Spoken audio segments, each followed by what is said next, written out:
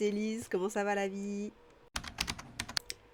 Aujourd'hui j'ai décidé de commencer une petite série de vidéos qui s'appellera Tips pour jeunes auteurs et en fait on parlera de trucs, de problèmes qu'on rencontre en étant un jeune auteur. Oui, je suis jeune. Bon, aujourd'hui le sujet du jour ça va être la narration les gars.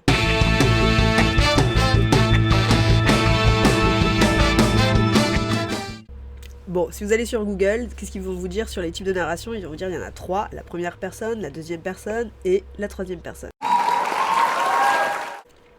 Bon, la première personne, c'est la plus utilisée en urban fantasy, on est d'accord, tout le monde se souvient que j'écris de l'urban fantasy principalement ou de l'heroic fantasy. Donc la première personne, c'est souvent utilisé dans ce type de bouquin. Après, la deuxième personne, c'est les livres qui s'adressent aux lecteurs, genre « Hé, salut, tu sais que tu lis l'histoire, gna gna ». Bon, voilà, ça c'est un style particulier. Et la troisième personne, qui est un point de vue de l'extérieur, donc qui est une personne omnisciente qui raconte l'histoire. Mais ici, je vous le donne en mille, c'est pas tellement le sujet que je veux traiter. Eh ben non, évidemment.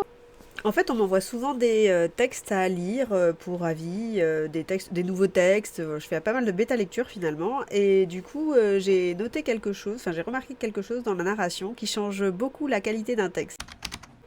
Attention, je vous spoil un peu ici, ça va être quelque chose de très simple, mais en même temps, en fait, tous les petits détails, c'est les petits détails et la simplicité en fait qui changent vraiment, qui apportent un impact au final sur la fluidité, etc.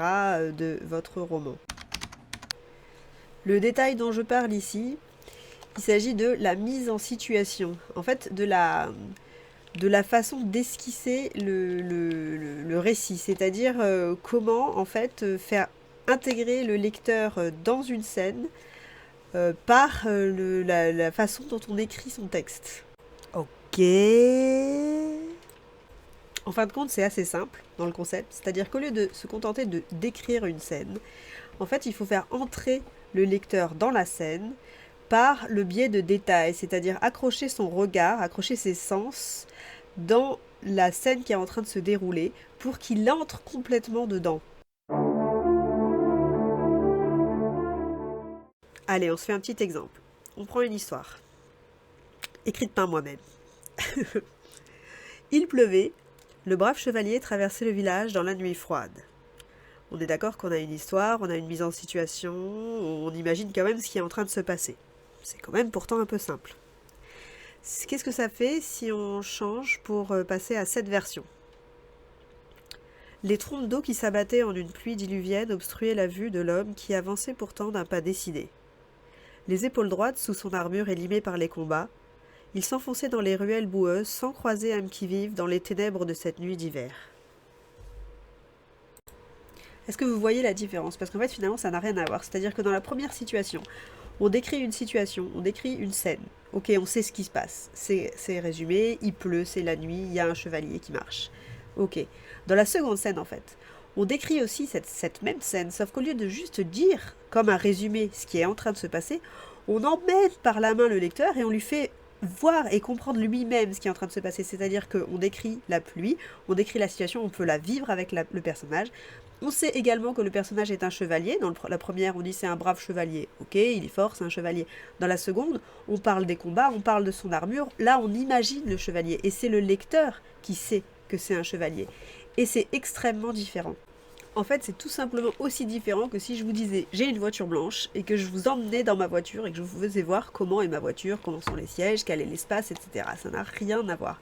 Et en fait, en lisant tous les textes qu'on m'envoie, c'est quelque chose que je retrouve assez souvent en écriture, en jeune écriture. C'est-à-dire qu'en fait, les gens se contentent beaucoup de faire un résumé parce qu'en fait, ils sont tellement emballés, on est tellement emballés dans son histoire qu'en fait, on a envie d'expliquer l'histoire au lecteur. Et donc, on fait ce petit raccourci de dire en fait, dans mon histoire, eh ben, il y a quelqu'un qui est fort, il se passe ça, et puis ça va comme ça, etc. Mais en fait, tout ça, ça donne l'impression qu'on lit juste le résumé de l'histoire. Un autre exemple que je vois beaucoup dans les textes que je reçois, c'est la partie romance qui a des raccourcis. Par exemple, il était une grande beauté, elle ne pouvait détacher son regard de lui. Bon, voilà, il est beau, ok. Je le vois beaucoup quand même, ça. Alors qu'en fait, la version 2. L'homme se tenait bien droit, son visage ne trahissant pas le moindre signe d'angoisse malgré la situation. Ses yeux avaient la couleur céruléenne d'un ciel après orage. Ses immenses mains semblaient pouvoir porter le monde entier sans difficulté. Elle ne savait rien de lui, pourtant, il exerçait un pouvoir hypnotique sur la jeune femme.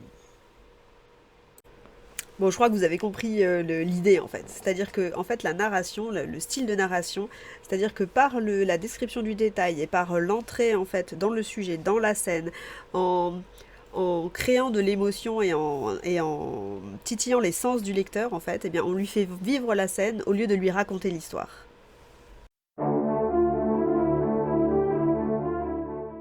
Un dernier exemple pour la route? Allez, mon schéma de mon projet de couverture versus la couverture. Je trouve que c'est parlant. En résumé, comme dirait Morpheus, il y a une différence entre connaître le roman et arpenter le roman.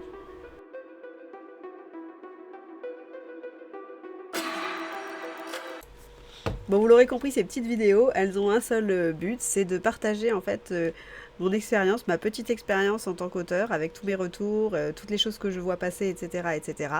Et donc je trouvais que c'était assez intéressant de lancer ce débat en fait, de parler de ça, parce qu'en fait c'est un tout petit détail, vraiment c'est ce que je vous disais, c'est dans les détails que les choses en fait qu'on fait une différence en fait avec son récit.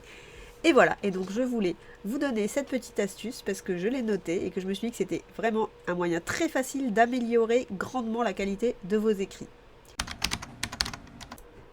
N'hésitez pas à vous abonner à la chaîne YouTube, je mettrai dans les commentaires de cette vidéo tous les liens vers tous mes réseaux, etc., etc. Et si vous avez des choses, des questions, des choses que vous avez envie d'aborder, n'hésitez pas à m'envoyer des messages sur mes réseaux pour que je fasse des petites vidéos sur ces sujets-là, sans problème.